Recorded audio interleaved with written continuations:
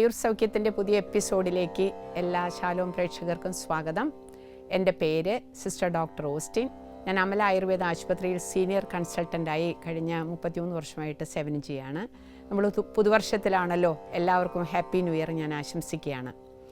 നമ്മൾ ഈ പുതുവർഷത്തിലേക്ക് കടക്കുമ്പോൾ നമ്മൾ ആയുർവേദത്തിൽ ഈ ആഹാരത്തെക്കുറിച്ചുള്ളൊരു കൺസെപ്റ്റ് ഉണ്ട്.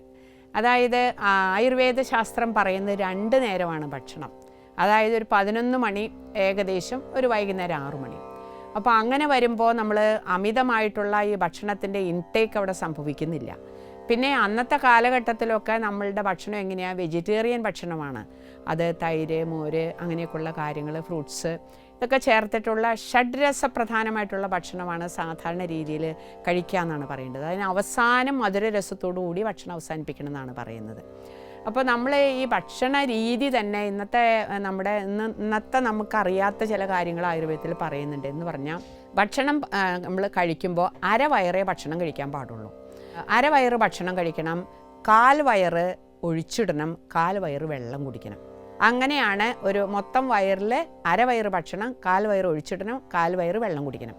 ഇപ്പോൾ നമ്മളുടെയൊക്കെ ഇന്നത്തെ ആ ആയുർവേദ ശാസ്ത്രപ്രകാരമുള്ള ആ ഒരു ട്രഡീഷൻ, അല്ലെങ്കിൽ അവർ ആചാര്യന്മാർ പറഞ്ഞു വെച്ച ആ ഒരു സയൻറ്റിഫിക്കായിട്ടുള്ള അവർ കണ്ടെത്തിയ ചില നിഗമനങ്ങൾ വെച്ച് നോക്കുമ്പോൾ ഇന്നത്തെ നമ്മുടെ ആഹാര രീതി എങ്ങനെയാണ്? നമ്മൾ ക്രിസ്മസൊക്കെ കഴിഞ്ഞു, നമ്മുടെ ന്യൂ ഇയർ അല്ലെങ്കിൽ അങ്ങനത്തേക്കൊക്കെ പുതുവർഷത്തിലേക്ക് കടന്നു. നമ്മുടെ ആഹാര രീതി നമ്മൾ ആവശ്യമില്ലാതെയും ഭക്ഷണങ്ങൾ നമ്മൾ എടുക്കുകയും അത് വേസ്റ്റാക്കുകയും അത് എന്താ കഴിക്കണ്ടേ ഏതാ കഴിക്കണ്ടേ എന്ന് പിടിയില്ലാത്ത രീതിയിൽ എല്ലാം മിക്സ് ചെയ്തിട്ടുള്ള കഴിക്കൽ. അപ്പോൾ അതൊക്കെ നമ്മളൊന്ന് ശ്രദ്ധിച്ചില്ലെങ്കിൽ ഉണ്ടാകാൻ പോകുന്നതായിട്ടുള്ള ഒരു ഭവിഷ്യത്ത്, ഒരു കോംപ്ലിക്കേഷൻ, ഒരു അസുഖത്തെക്കുറിച്ചാണ് ഞാൻ ഇന്ന് സംസാരിക്കാൻ പോകുന്നത്. അതിൻ്റെ പേരാണ് നമ്മൾ അമ്ലപിത്തം അല്ലെങ്കിൽ ഹൈപ്പർ അസിഡിറ്റി എന്ന് പറയും. ആർക്കാ ഇന്ന് നെഞ്ചരിച്ചിൽ പുളിച്ചുകെട്ടൽ ഇല്ലാത്തവർ എന്ന് പറഞ്ഞു കഴിഞ്ഞാൽ ഇന്ന് ഒട്ടുമുക്കാലും ആൾക്കാർക്ക് പറയും എപ്പോഴേ വയറ് എരിഞ്ഞിട്ട് പാടില്ല, വയറ് കത്തുന്നു, അല്ലെങ്കിൽ ഗ്യാസ് ട്രബിൾ വല്ലാണ്ടുണ്ട് ഡോക്ടറെ എന്ന് പറയും. അതായത് എന്താണ് ഈ ഹൈപ്പർ അസിഡിറ്റി? ആയുർവേദത്തിൽ അതിന് അമ്ലപിത്തം എന്ന് പറയും. Over production of the gastric juices, അതായത് ദഹനരസങ്ങൾ, ആമാശയത്തിലെ ഗ്രന്ഥികൾ ദഹനരസങ്ങളെ കൂടുതലായിട്ട് ഉൽപ്പാദിപ്പിക്കുന്ന ഒരവസ്ഥയാണ് നമ്മൾ ഹൈപ്പർ അസിഡിറ്റി അല്ലെങ്കിൽ അമ്ലപിത്തം എന്നൊക്കെ പറയുന്നത്.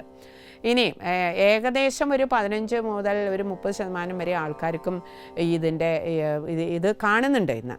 ഈ അമ്ലപിത്തം അല്ലെങ്കിൽ ഹൈപ്പർ അസിഡിറ്റി കാണുന്നുണ്ട്. എന്താണ് അതിൻ്റെ കാരണം? നമുക്ക് എല്ലാവർക്കും അറിയാം. ഹറി, വറി, കറി. ഹറി എന്ന് പറഞ്ഞു കഴിഞ്ഞാൽ നമുക്കറിയാം തിടുക്കം കൂട്ടല. ഇന്ന് സ്വസ്ഥതയില്ല, സമാധാനമില്ല. എല്ലാവരും ഹറിയായിട്ട് ഹറിബറി എന്ന് പറയും. പിന്നെ worried and worried till you are buried എന്നൊരു ചൊല്ലുണ്ട്. അതായത് നമ്മളെ കുഴിച്ചിടുന്നവരെ, നമ്മൾ മരണം വരെ നമ്മളിങ്ങനെ വറിയടിച്ചുകൊണ്ടിരിക്കുക. അത് ഇതിനൊരു കാരണമാണ്. പിന്നെ കറി, ഭക്ഷണം. ഈ ഭക്ഷണത്തിൽ തന്നെ എന്താണ് പറയണത്? എരിവ്, ഉപ്പ്, പുളി ഇങ്ങനെയുള്ള ഭക്ഷണങ്ങളുടെ അമിത ഉപയോഗം. പിന്നെ വയറ് ഒഴിഞ്ഞിരിക്കുക. പിന്നെ ഭക്ഷണം കഴിച്ചതിൻ്റെ മീതെ പിന്നെയും കഴിക്കുക. ചൂടുള്ള ആഹാരം കഴിക്കുക. ഫാസ്റ്റ് ഫുഡ് കഴിക്കുക. പിന്നെ നമ്മൾ പറയണത് വെള്ളം കുറച്ച് കുടിക്കുകയും, അത് മാത്രമല്ല ചായ, കാപ്പി എത്ര ചായ തന്നെ കുടിക്കുന്നവരാ നമ്മളിൽ പലരും. 5, 6, 7, 8 ചായ കുടിക്കുന്നവരുണ്ട്. വെള്ളം കുറച്ച് കുടിക്കുക, എന്നാൽ അങ്ങനെ ചായ, കാപ്പികൾ ഇങ്ങനെ കുടിച്ചുകൊണ്ടിരിക്കുക. ഇതൊക്കെ ഒരു പ്രധാനപ്പെട്ട ആഹാരത്തിൽ വരുന്ന ഒരു കാരണങ്ങളാണ്. പിന്നെ വേറൊരു വികാരങ്ങൾ നമ്മുടെ പ്രവൃത്തികളിൽ വരുന്നതാണെന്ന് പറയുന്നത്. കൂടുതൽ സൂര്യാഘാതം അടിക്കുന്ന ആൾക്കാർക്ക് ഈ ഹൈപ്പർ അസിഡിറ്റി ഉണ്ടാകും. പിന്നെ അടുത്തത് പറയുന്നത് ഒരു കാര്യം പറയുന്നത് പകൽ കിടന്ന് ഉറങ്ങുക, അല്ലെങ്കിൽ ഭക്ഷണം കഴിച്ച ഉടനെ കിടക്കുക, രാത്രി ഉറക്കൊളിക്കുക. പിന്നെ അതോടൊപ്പം തന്നെ നമ്മുടെ നാച്ചുറൽ അർജസ് എന്ന് പറഞ്ഞു കഴിഞ്ഞാൽ മലശോധന, നമ്മുടെ മൂത്രം ഒഴിക്കണം തോന്നുക, മലശോധന പോകണമെന്ന് തോന്നുക, അതൊക്കെ നമ്മൾ ബ്ലോക്ക് ചെയ്യുക, തടയുക. ഇത് ചെയ്യുന്നത് ഈ അമ്ലപിത്തത്തിന് അല്ലെങ്കിൽ ഹൈപ്പർ അസിഡിറ്റിക്ക് ഒരു കാരണമായിട്ടാണ് സാധാരണ രീതിയിൽ നമ്മൾ പറയുന്നത്. ലക്ഷണങ്ങളെ കുറിച്ചിട്ട്, പാത്തോളജിയെ കുറിച്ചിട്ട് നമ്മൾക്കൊന്ന് പറയുകയാണെന്ന് വെച്ച് കഴിഞ്ഞാൽ എന്താണ് ഇതിൻ്റെ പാത്തോളജി എന്ന് പറഞ്ഞു കഴിഞ്ഞാൽ, നമ്മുടെ ആമാശയത്തിൽ നമ്മൾ കഴിക്കുന്ന ആഹാരം ചെല്ലുന്നു, ആമാശയ ഗ്രന്ഥികൾ ദഹനരസങ്ങളെ പുറപ്പെടുവിക്കുന്നു, ഗ്യാസ്ട്രിക് ജ്യൂസുകളെ പുറപ്പെടുവിക്കുന്നു, അത് ആഹാരത്തെ ദഹിപ്പിക്കുന്നു, സാരഘട്ടങ്ങളായി വിഭജിക്കുന്നു. ഇതാണ് സാധാരണ നമ്മുടെ metabolic activities in our body. നമ്മുടെ ശരീരത്തിലെ ചയാപചയ പ്രക്രിയ എങ്ങനെയാണ് നടക്കുന്നത്? ഇനി നമ്മൾ വിചാരിക്കുക നമ്മൾ ഭക്ഷണം കഴിക്കാതിരിക്കുക, ഭക്ഷണം ഒട്ടും കഴിക്കുന്നില്ല. അങ്ങനെ കഴിക്കാതിരിക്കുന്ന സമയത്ത് എന്താണ് ഉണ്ടാവുന്നത്? ഭക്ഷണം കഴിക്കാതിരിക്കുന്ന സമയത്ത് ഉണ്ടാവുന്നത് എന്താണെന്ന് വെച്ച് കഴിഞ്ഞാൽ ഈ ഗ്യാസ്ട്രിക് ജ്യൂസ് ഓവറായിട്ട് പ്രൊഡ്യൂസ് ചെയ്യും. ദഹനഗ്രന്ഥികൾ അതിങ്ങനെ പുറപ്പെടുവിച്ചുകൊണ്ടേയിരിക്കും, ഭക്ഷണം ഇട്ട് ചെല്ലുന്നുമില്ല. അപ്പോൾ എന്തായി, ദഹനരസം ഗ്യാസ്ട്രിക് ജ്യൂസുകൾ ഓവറായിട്ട് അക്യുമുലേറ്റ് ചെയ്യും. അത് പുളിച്ചതേട്ടിൽ ഈ ഹൈപ്പർ അസിഡിറ്റിനെ ഉണ്ടാക്കും. ഇതാണ് ഇതിൻ്റെ പാത്തോളജി വരുന്നത്. ഇനിയും ഇതിൻ്റെ ലക്ഷണങ്ങൾ എന്തൊക്കെയാണ് പറയുന്നത് നമുക്ക് എല്ലാവർക്കും അറിയാം. പുളിച്ചുവിട്ടൽ, വയറെരിച്ചൽ, ക്ഷീണം, ദഹനക്കേട്, വിശപ്പില്ലായ്മ, ഗ്യാസ് ട്രബിൾ അനദർ കോംപ്ലിക്കേഷനാണ്. ഇതാണ് ഇതിൻ്റെ പ്രധാനപ്പെട്ട സിംറ്റംസ്, ലക്ഷണങ്ങൾ. ഇനി ഇതിൻ്റെ റിസ്ക് ഫാക്ടർ എന്താണ്, ആർക്കൊക്കെയാണ് കൂടുതൽ വരുന്നത്? ഇത് നമ്മൾ പറയും non steroidal anti inflammatory drugs എന്ന് പറഞ്ഞാൽ വേദനാസംഹാരികൾ കൂടുതലായിട്ട് ഉപയോഗിക്കുന്ന വ്യക്തികളിൽ ഈ ഹൈപ്പർ അസിഡിറ്റി ഉണ്ടാകുന്നു. പിന്നെ പുകയില, പുകവലി, മദ്യപാനം. പിന്നെ അടുത്തത് പറയുന്നതാണ് ഹയാറ്റസ് ഹെർണിയ, ആന്ത്രവീക്കം എന്ന് പറഞ്ഞൊരു അസുഖത്തിൽ ഈ ഹൈപ്പർ അസിഡിറ്റി കൂടുതലായിട്ട് കാണുന്നുണ്ട് നമുക്ക്. അപ്പോൾ ഇതൊക്കെയാണ്, ഇങ്ങനെയുള്ളവർക്കാണ് കൂടുതൽ. പിന്നെ ചില മെഡിസിൻ്റെ സൈഡ് ഇഫക്റ്റായിട്ടും ഇങ്ങനെയുള്ള ഈ അസുഖങ്ങൾ വരുന്നുണ്ട്. ഭക്ഷണത്തിൻ്റെ പ്രത്യേകത പറയുമ്പോൾ നമ്മൾ മാനസിക കാരണങ്ങളെക്കുറിച്ചിട്ട് നമ്മൾ ഇത് പറയണം. അതായത് മാനസിക കാരണങ്ങൾ എന്ന് പറഞ്ഞു കഴിഞ്ഞാൽ ഭയം, ഉത്കണ്ഠ, അല്ലെങ്കിൽ സ്ട്രെസ്സ്, അല്ലെങ്കിൽ മാനസിക സമ്മർദ്ദം, കൂടുതൽ പ്രതികാര ചിന്ത, അസൂയപ്പെടുക, ഇതൊക്കെ മാനസികമായിട്ടുണ്ടാവുന്ന ഇതിൻ്റെ കാരണങ്ങളിൽ നമ്മൾ പറയുന്നതാണ്. മറ്റു കാരണങ്ങളെക്കുറിച്ച് പറയുമ്പോഴെന്താ, പുകവലി, പുകയില, അതോടൊപ്പം തന്നെ മദ്യപാനം. പിന്നെയാണ് നമ്മൾ ഈ വേദനാസംഹാരികൾ കൂടുതലായിട്ട് ഉപയോഗിക്കുന്നത്, ചില ഔഷധങ്ങളുടെ സൈഡ് ഇഫക്ട്സ്. ഇതും ഇതിൻ്റെ മാനസിക കാരണങ്ങളും മറ്റു കാരണങ്ങളുമായിട്ട് ഈ രോഗത്തെ ഉണ്ടാക്കുന്നതാണ്. ഇനി എന്തൊക്കെയാണ് ഇതിൻ്റെ കോംപ്ലിക്കേഷൻസ് പറഞ്ഞാൽ ഗ്യാസ്ട്രൈറ്റീസ്, ഡിവോഡിനൽ അൾസർ, ഡിവോഡിനൈറ്റീസ്, പിന്നെ ഇറിറ്റബിൾ ബവൽ സിൻഡ്രോം, ഇടയ്ക്കിടയ്ക്ക് ടോയ്ലറ്റിൽ പോകാൻ തോന്നുക, ഭക്ഷണം കഴിച്ച ഉടനെ ടോയ്ലറ്റിൽ പോകാൻ തോന്നുന്നു. മാൽ അബ്സോർഷൻ സിൻഡ്രോം എന്ന് പറഞ്ഞാൽ നമ്മൾ കഴിക്കുന്നതൊന്നും ദഹിക്കില്ല. പിന്നെ പെപ്റ്റിക് സ്റ്റിനോസിസ്, അനീമിയ, ഇതൊക്കെയാണ്, അതായത് വളർച്ച, ഇതൊക്കെയാണ് ഇതിൻ്റെ കോംപ്ലിക്കേഷൻസ് ആയിട്ട് സാധാരണ രീതിയിൽ നമ്മൾ കാണുന്നത്. ഇനി എന്തൊക്കെയാണ് ഇതിൻ്റെ ടെസ്റ്റുകൾ, ഇൻവെസ്റ്റിഗേഷൻസ് എന്തൊക്കെയാണ്? ഗ്യാസ്ട്രോസ്കോപ്പി, അതോടൊപ്പം തന്നെ barium meal X-ray, blood pH test, oesophageal pH monitoring, ഇതൊക്കെയാണ് ഇതിൻ്റെ ടെസ്റ്റുകളായിട്ട് പറയുന്നത്. ഇനി ഇതിൻ്റെ ഔഷധങ്ങൾ എന്തൊക്കെയാണ് നമ്മൾ പറയുന്നത്? ഇതിൽ പറയുന്നത് ഈ പൊംഗ്രാനൈറ്റ് എന്ന് പറഞ്ഞു കഴിഞ്ഞാൽ നമ്മൾ മാതള നാരങ്ങ, അപ്പോൾ ദാടിമാതിഘൃതം, ദാടിമ എന്ന് പറയുന്നത് പൊംഗ്രാനൈറ്റ്, മാതളനാരകമാണ്, എൻ്റെ സംസ്കൃതമാണ് ദാടിമ. അത് കൂടുതലായിട്ട് ചേർന്നിട്ടുള്ള നെയ്യുകൾ, ദ്രാക്ഷാദി കഷായം, മൃദുവാദി കഷായം, ശംഖഭസ്മം, എസിഡിനോൾ ടാബ്ലറ്റ്, പിന്നെ അൾസെറ്റ് സിറപ്പ്, അത് വെള്ളത്തിൽ ചേർത്തിട്ട് ഒരു 2 ml വെള്ളത്തിൽ ചേർത്തിട്ട് ഭക്ഷണത്തിന് മുമ്പ് കഴിക്കുക. അൾസെറ്റ് ടാബ്ലറ്റ് അവൈലബിൾ ആണ്. അപ്പോൾ ഇതൊക്കെയാണ് ഇതിൻ്റെ സാധാരണ രീതിയിൽ നമ്മൾ കൊടുക്കുന്ന ഇൻറ്റേർണൽ മെഡിക്കേഷൻസ്, ഇതൊക്കെയാണ്. ഇനിയും ഇതിൻ്റെ ഒറ്റമൂലികൾ എന്ന് പറയണത് നമ്മൾ ചുക്ക് പൊടിച്ചിട്ട്, അതുപോലെ തന്നെ ചുക്ക് സാധാരണ ഒരു ചെറിയ ഒരു ക്വാണ്ടിറ്റി പൊടിച്ചിട്ട് നമ്മൾ നെല്ലിക്ക പൊടിച്ചിട്ട് ഒരു 1 മുതൽ 3 ഗ്രാം വരെ വെള്ളത്തിൽ ചേർത്ത് കൊടുക്കാം. നെല്ലിക്കപ്പൊടി, ചുക്കുപൊടി ഇതിന് നല്ലതാണ്. അതോടൊപ്പം തന്നെ നമ്മൾ കൊടുക്കുന്ന സാധാരണ രീതിയിലുള്ള മറ്റൊരു ഔഷധമാണ് നമ്മൾ മല്ലിയില തിളപ്പിച്ചിട്ട് അതിനകത്ത് അല്പം പഞ്ചസാര ചേർത്തിട്ട്, തേനും വേണമെങ്കിൽ തേനോ പഞ്ചസാര ചേർത്തിട്ട് മല്ലിയില ചേർത്ത് അല്പം കറുവാപ്പട്ടയുടെ പൊടിയും കൂടി പൊടിച്ചിട്ടിട്ട് നമ്മൾ മല്ലിയില ഒരു സിറപ്പ് പോലെയാക്കിയിട്ട് നമുക്ക് കൊടുക്കാൻ പറ്റും. ഇത് ഒത്തിരി നല്ലതാണ്. കരിക്കിൻ്റെ വെള്ളം ഒത്തിരി നല്ലതാണ്. പിന്നെ നമ്മൾ ചെറു ചൂടുവെള്ളം, നെല്ലിക്ക ജ്യൂസ് ഇതിനൊത്തിരി നല്ലതാണ്. ഇനി നമുക്ക് ഇതിൻ്റെ പഥ്യാപത്യങ്ങളെക്കുറിച്ച് പറയുമ്പോൾ എന്താണ് പഥ്യാപത്യം? എല്ലാത്തരം സമയക്രമം, ഭക്ഷണത്തിന് നമ്മൾ സമയക്രമം പാലിക്കണമെന്നുള്ളൊരു പ്രധാനപ്പെട്ട കാര്യമാണ്. പിന്നെ നമ്മൾ പച്ചക്കറികൾ, പാവയ്ക്ക, പടവലങ്ങ, മത്തങ്ങ, വെള്ളരിക്ക, കുക്കുംബർ, ഇതെല്ലാം കൊടുക്കാം. പിന്നെ പഴവർഗ്ഗങ്ങളെക്കുറിച്ച് നമ്മൾ പറയുമ്പോൾ അതിനകത്ത് ഏറ്റവും പ്രധാനം മുന്തിരിങ്ങ, മാതളനാരങ്ങ, അതോടൊപ്പം തന്നെ ഈത്തപ്പഴം, നെല്ലിക്ക, പശുവിൻ പാല്, അതോടൊപ്പം തന്നെ ചെറു ചൂടുവെള്ളം, അതുപോലെ തന്നെ തേൻ ചേർത്ത വെള്ളം ഇതിനൊത്തിരി നല്ലതാണ്. യോഗ, അതോടൊപ്പം തന്നെ മാനസികമായിട്ടുള്ള സമ്മർദ്ദങ്ങൾ ഒഴിവാക്കുന്ന രീതിയിലുള്ള റിലാക്സേഷൻ മെത്തേഡ്സ്, പിന്നെ ചെറുതരത്തിലുള്ള വ്യായാമങ്ങൾ ഇതിനൊത്തിരി ഇഫക്റ്റീവാണ്. പിന്നെ ഇതിന് അബദ്ധമായിട്ട് നമ്മൾ പറയണത്, നമ്മൾ സാധാരണ രീതിയിൽ എരിവ്, പുളി, ജങ്ക് ഫുഡ്, ഫാസ്റ്റ് ഫുഡ്, പിന്നെ ഓവറായിട്ട് മസാല ചേർത്ത ആഹാരങ്ങൾ, ഇത് അബദ്ധങ്ങളാണ്. ഇത് നമ്മൾ ഒഴിവാക്കാൻ തന്നെ പറയും. എരിവ്, പുളി, മസാല ഒഴിവാക്കിയേ പറ്റൂ. മദ്യപാനം, അതോടൊപ്പം തന്നെ ഈ പുകവലിയും പുകയില്ലേ, ഇത്രയും കാര്യങ്ങൾ നമ്മൾ ഒഴിവാക്കി തന്നെ വേണ്ടി വരും. 1-2 ഹോം റെമഡീസും കൂടി ഈ അമ്ലപിത്ത അല്ലെങ്കിൽ ഹൈപ്പർ അസിഡിറ്റിക്ക് കൊടുക്കാൻ പറ്റുന്നുണ്ട്. അതായത് ശതകുപ്പ പൊടിച്ചിട്ട് ആ പൊടിയിൽ പഞ്ചസാര ചേർത്ത് വെള്ളത്തിൽ കലക്കി കുടിക്കുക. അടുത്തത്, നമ്മൾ ഭക്ഷണശേഷം പെരിഞ്ചീരകം 1/2 ടീസ്പൂൺ എടുത്തിട്ട് വായിലിട്ട് ചവച്ചിറക്കുക. അല്ലെങ്കിൽ പെരിഞ്ചീരകം വെള്ളം വെന്ത് ആ വെള്ളം നമ്മൾ കുടിക്കാൻ പറയുക. ഒരു ഗ്ലാസ് വെള്ളം പെരിഞ്ചീരകം ഇട്ട് തിളപ്പിച്ച വെള്ളം കുടിക്കാൻ പറയുക. ഇത് രണ്ടും ഇതിൻ്റെ പ്രധാനപ്പെട്ട ഹോം റെമഡീസായിട്ട് പറയുന്നത്. ഇതിൻ്റെ പ്രിവെൻഷൻ എന്ന് പറയുന്നത് ഹെവി ഫുഡ്, സ്പൈസി ഫുഡ്, അതുപോലെ തന്നെ ഓയിലി ഫുഡൊക്കെ നമ്മൾ ഒഴിവാക്കാൻ പറയും. മാനസിക സമ്മർദ്ദം കഴിവതും ഒഴിവാക്കാനായിട്ട് നമ്മൾ ഇങ്ങനെയുള്ള വ്യക്തികളോട് പറയും. പിന്നെ ഒരിക്കൽ ചൂടാക്കി പിന്നെയും വീണ്ടും വീണ്ടും ചൂടാക്കി ഭക്ഷണം കഴിക്കുന്നത് നല്ലതല്ല. പഴകിയ ഭക്ഷണം കഴിക്കുന്നത് ഒരിക്കലും നല്ലതല്ല. പിന്നെ നമ്മൾ മിതമായിട്ടുള്ള വ്യായാമ മുറകൾ നമ്മൾ പാലിക്കേണ്ടത് ഏറ്റവും ആവശ്യമാണ്. ചിട്ടയായ ഭക്ഷണ രീതി നമ്മൾ പാലിക്കണം. പിന്നെ നമ്മൾ എരിവ്, പുളി, അതുപോലെ തന്നെ മസാലകൾ ഭക്ഷണത്തിൽ നിന്ന് തീർത്തും നമ്മൾ ഒഴിവാക്കണം.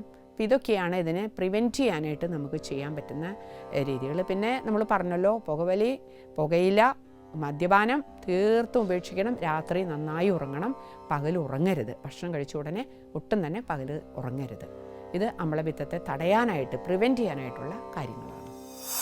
തെറ്റായ ഭക്ഷണക്രമമല്ലാതെ മറ്റേതെങ്കിലും രോഗങ്ങളോടനുബന്ധിച്ച് ഹൈപ്പർ അസിഡിറ്റി ഉണ്ടാക്കുമോ? തെറ്റായ ഭക്ഷണക്രമമല്ലാതെ വേറൊരു സിറ്റുവേഷൻ ഉണ്ട് ഹൈപ്പർ അസിഡിറ്റി ഉണ്ടാകും. അതായത് നമ്മുടെ അന്നനാളവും സ്റ്റൊമക്കും ആയിട്ട് യോജിക്കുന്ന സ്ഥലത്തൊരു സ്പിഞ്ചർ ഉണ്ട്, ഒരു വാഷർ എന്ന് പറയും സ്പിഞ്ചർ.